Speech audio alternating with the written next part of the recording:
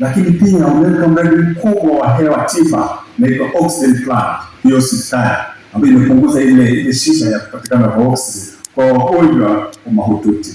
Huo ndio uwekezaji wa Dr. Samia Suluhu Hassan, na undeni kupiga makofi. Sasa umesema mwenyewe ni mkoa wa mkakati, tunaenda kwenye AFCON, wakini mbalimbali watakuja kutoka kwenye hiyo hospitali kama wanavyojua, na kuomba usaidie hospitali hii ipate mashine moja muhimu inaitwa MRI, ili sasa wakapate kutoa huduma kutumia. Nimalizie kwa kusema na kushukuru kufika Arusha.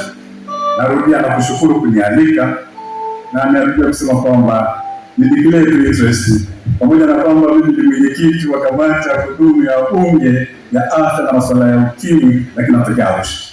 Kwa hiyo nakushukuru sana kufika Arusha, karibu sana. Wewe kama vitendo unataka kumaishaji na ni mzalendo wa nchi hii, kila mtu anajua. Nakushukuru sana na nikutakie safari njema na Mungu aendelee kukulinda.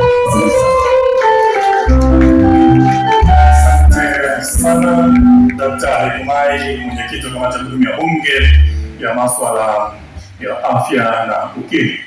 Na kwa sababu kupoteza sana